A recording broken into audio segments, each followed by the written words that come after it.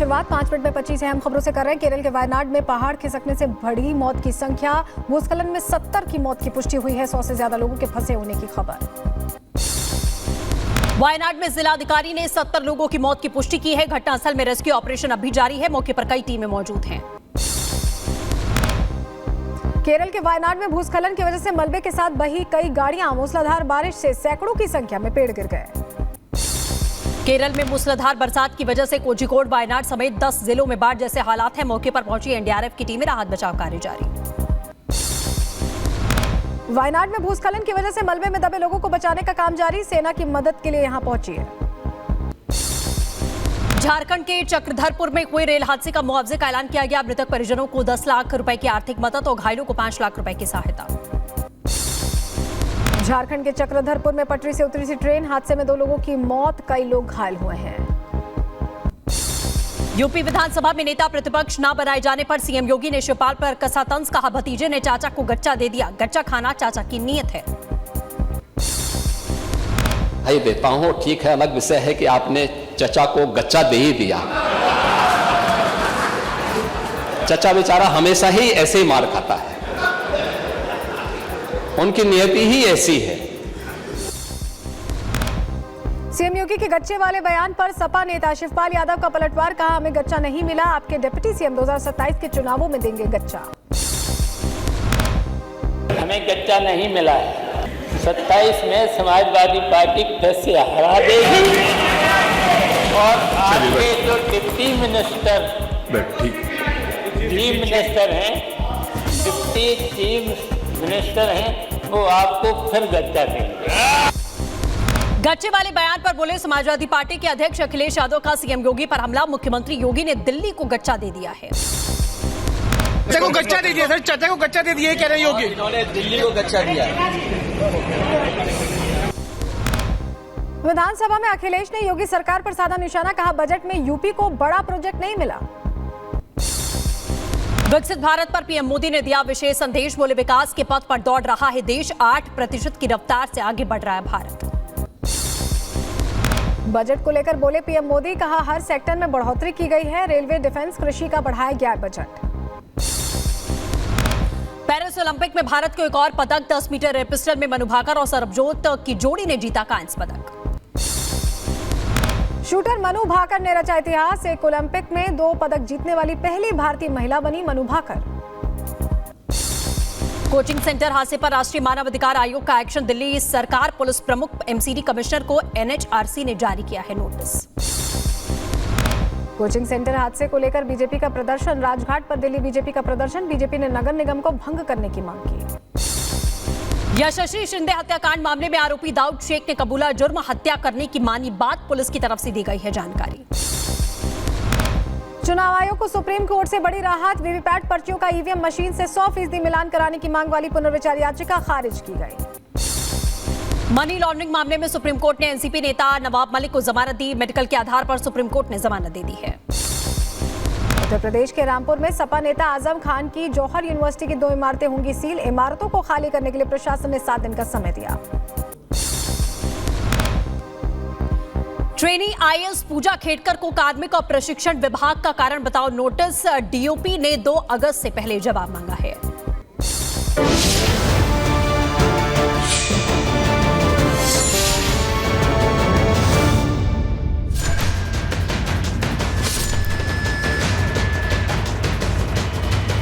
उत्तर प्रदेश के रायबरेली में राष्ट्रीय सुरक्षा का एक हैरान करने वाला मामला सामने निकल के आया है, जहां पर रायबरेली के जीशान ने इतने सारे फर्जी बर्थ सर्टिफिकेट बनाए हैं कि ये राष्ट्रीय सुरक्षा के लिए खतरे की घंटी हो गई।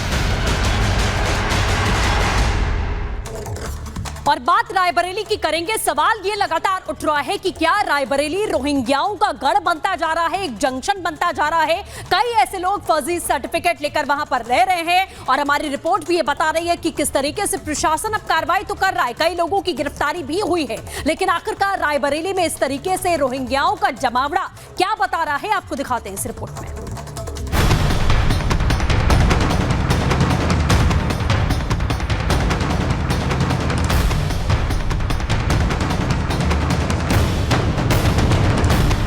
सावधान हो जाइए, कहीं आपके गांव घर या कस्बे का पता किसी रोहिंग्या के दस्तावेजों पर दर्ज तो नहीं है। आपके नाम पते पर कोई घुसपैठिया देश में तो नहीं रह रहा है, क्योंकि हम आपको डेमोग्राफी बदलने की साजिश का ऐसा हैरान कर देने वाला मामला दिखाने जा रहे हैं जिसने पुलिस, सरकार से लेकर एजेंसियों की नींद उड़ा दी है। बंगाल, असम से लेकर झारखंड तक डेमोग्राफी बदलने यानी कि आबादी असंतुलन की खबरें आप देखते और सुनते आए होंगे। अब घुसपैठ की यह साजिश उत्तर प्रदेश तक आ पहुंची है। कौन है जो योगी के गढ़ में घुसपैठियों को बसाना चाहता है? क्योंकि रायबरेली में करीब 20,000 ऐसे जन्म प्रमाण पत्र बने हैं जो सवालों के घेरे में हैं। यहाँ जिशान नाम का एक शख्स अपने साथियों के साथ मिलकर फर्जी बर्थ सर्टिफिकेट का रैकेट चला रहा था। उत्तर प्रदेश के रायबरेली में राष्ट्रीय सुरक्षा का एक हैरान करने वाला मामला सामने निकल के आया है, जहां पर रायबरेली के जीशान ने इतने सारे फर्जी बर्थ सर्टिफिकेट बनाए हैं कि ये राष्ट्रीय सुरक्षा के लिए खतरे की घंटी हो गई है। आपने देखा होगा कि कई राज्यों में अचानक से आबादी असंतुलन होता है, यानी मुस्लिमों की आबादी बढ़ जाती है, हिंदुओं की घटने लगती है, या फिर आदिवासियों के लिए ऐसा कहा जाता है। डेमोग्राफिक बदलाव पर लंबी चौड़ी बहस शुरू हो जाती है, अलग अलग तर्क दिए जाते हैं, लेकिन यूपी में तो सरेआम इसका भंडाफोड़ हुआ है। फर्जी जन्म प्रमाण पत्र बनाने की यह कहानी शुरू होती है रायबरेली के सलोन कस्बे के एक जन सुविधा केंद्र से, जिसे मोहम्मद रियाज का बेटा जीशान चलाता था। इसी जन सुविधा केंद्र के ठीक सामने रियाज का बीज भंडारण केंद्र भी है, जिससे इस पूरे गोरख धंधे का मास्टरमाइंड बताया जा रहा है। यह भी दावा है कि सारे फर्जी प्रमाण पत्र इसी जन सुविधा केंद्र से बनाए गए हैं। यही वो दुकान है जहां पर वो काम किया करता था। ऑनलाइन जन सेवा केंद्र फोटोस्टेट से काम शुरू किया था, लेकिन पिछले सालों में यहाँ के लोगों ने उसकी कमाई को देखा, कैसे उसका आर्थिक स्थिति बदली उसे देखा, और 20,000 से ज़्यादा फर्जी बर्थ सर्टिफिकेट्स बनाए गए सेंटर से। ये उसकी दुकान है। इस दुकान में तमाम तरीके के जो आर्थिक जानकारियाँ थी, तमाम तरीके के जो रिकॉर्ड्स थे, पुलिस अब उन्हें खंगाल रही है। पिछले दिनों इस पूरे मामले का भांडाफोड़ हुआ, जिसके बाद अब यहाँ पर लगातार एटीएस और पुलिस की टीमें गश्ती कर रही हैं, लगातार अलग अलग इलाकों में जाकर जांच कर रही हैं, आर्थिक रिकॉर्ड्स को देख रही हैं। एक दो नहीं, सलोन के पूरे 5 गांवों में यह नेटवर्क पकड़ा गया है, जहां पैसे दो और नागरिकता लो का खेल चल रहा था। क्योंकि बाहर से लोग आते और फर्जी प्रमाण पत्र बनवाने का रेट 3 से 5,000 रुपए तक चुका देते और उनका काम बन जाता। दूसरे राज्यों के लिए 5 से 10,000 रुपए का रेट फिक्स था। यह नेटवर्क जिस तरह से काम कर रहा था उसे अब आप भी समझ लीजिए, क्योंकि आबादी से ज्यादा प्रमाण पत्र बांट दिए गए। मसलन रायबरेली के सलोन कस्बे की कुल आबादी करीब 20,000 है। यहाँ के पते पर ही 19,184 जन्म प्रमाण पत्र बना दिए गए। नूरुद्दीनपुर गांव की आबादी करीब 8,000 है और इस गांव के पते पर 12,000 सर्टिफिकेट बना दिए गए। वहीं पलाही गांव में सिर्फ एक मुस्लिम परिवार रहता है और इस गांव के पते पर 819 फर्जी सर्टिफिकेट तैयार कर दिए गए। हम इस्लामपुर भी पहुंचे, जहां 2500 से ज्यादा बर्थ सर्टिफिकेट बनाए गए हैं। ग्रामीणों के साथ रिपब्लिक भारत ने चौपाल लगाकर चर्चा की तो कई बड़ी बातें निकल कर सामने आई। ज्यादातर लोग देश की सुरक्षा को लेकर चिंतित नजर आए। गढ़ी स्नाम नगर रायबरेली का वो हिस्सा जहां हम पहुंचे हैं इस जांच पड़ताल के लिए, यहाँ पर भी फर्जी बर्थ सर्टिफिकेट की बात बताई जा रही है। इस गांव के प्रधान हमारे संग मौजूद हैं। ये पूरे रायबरेली में फर्जी बर्थ सर्टिफिकेट की बात हो रही, जरा बताइए आपके यहाँ का क्या आंकड़ा है? हमारे यहाँ का 265 जो है परिवार जो जन्म मृत्यु का पंजीयन रजिस्टर है, उसमें जन्म मृत्यु 265 पंजीकृत है, जो यहाँ के निवासी हैं, यहाँ के मरने वाले हैं। उसके अलावा 2200 के लमसम जो है फर्जी सर्टिफिकेट बनाया गया है। अब इसमें जो भी जिम्मेदार लोग हैं उनके खिलाफ कार्रवाई होनी चाहिए, जांच होनी चाहिए। ये बाहरी लोग जो हमारे गांव 2200 बना दिए गए हैं, ये कहाँ के हैं, कहाँ के रहने वाले, ये सारी चीज़ें क्लियर होनी चाहिए। अब रिपब्लिक भारत की टीम नूरुद्दीनपुर गांव पहुंची और वहां से ग्राउंड रिपोर्ट के जरिए ये जानने की कोशिश की कि जिस गांव की आबादी ही करीब 6,500 है, वहां 10,000 बर्थ सर्टिफिकेट एक साल में कैसे बन गए। रायबरेली में फर्जी बर्थ सर्टिफिकेट मामले में ग्राउंड रिपोर्ट करने, पड़ताल करने के लिए हम पहुंचे हैं नूरुद्दीनपुर में। ये नूरुद्दीनपुर गांव है। इस गांव की आबादी कितनी है? आबादी है 6500। और पिछले एक साल में कितने लोगों ने जन्म लिया है, बर्थ सर्टिफिकेट कितने लोगों का बना है? तो बर्थ सर्टिफिकेट बना है 10,000 लोगों का। अंदाजा लगाइए कि जिस गाँव की आबादी 6500 है, वहां 10,000 लोग एक साल में जन्म ले लेते हैं। इस गाँव के लोगों के मन में दहशत है। गाँव के लोगों से बात करो तो अपने भय की बात करें। देखा आपने कैसे ये गोरख धंधा चल रहा है। प्रमाण पत्र पर एड्रेस में कोई घर का, वार्ड का नंबर ही नहीं है, बस गांव का नाम नूरुद्दीनपुर लिखा है। इस पूरे खेल का मास्टरमाइंड जीशान कैसे इस काम के बाद अमीर हो गया। जिस शख्स के पिता सिनेमा हॉल में काम करते थे, आर्थिक तंगी थी, मगर अब जीशान ने 3 मंजिला घर खड़ा कर दिया है। एटीएस की जांच में यह बात सामने आ रही है कि यहां पर घुसपैठियों को नागरिकता दिलाने के बदले जीशान, सुहेल और उसके साथियों ने मोटी कमाई की है। रायबरेली और लखनऊ में लाखों रुपए की संपत्ति इसी के बदले बना ली है। रायबरेली में फर्जी बर्थ सर्टिफिकेट बनाने वाले जीशान की आर्थिक जो उन्नति है उसकी चर्चा काफी हो रही है। जब से उसने अपना काम साइबर कैफे से जुड़ा शुरू किया था, एकाएक आर्थिक स्थिति बदलती दिखी। और तस्वीर जरा उसके घर की देखिए। ये रायबरेली के आउटस्कर्ट्स में बना हुआ उसका घर है, जिस घर में अब आप देखेंगे कैसी व्हाइट हाउस की तरह इस घर को बनाया गया है। इस घर के आकार प्रकार को देखिए, कैसे इसे सुंदरता से बनाया गया है। अब पुलिस ने उसे गिरफ्तार कर लिया है। पुलिस इसकी तफ्तीश कर रही है। इस पूरे मामले में शिकायतकर्ता और इस मामले का खुलासा करने वाले इंद्रेश द्विवेदी से भी हमने जाना कि कैसे फर्जी प्रमाण पत्र के जरिए ये पूरा खेल चल रहा था। इस दुकान में अनजाने लोगों की भीड़ लगी रहती थी।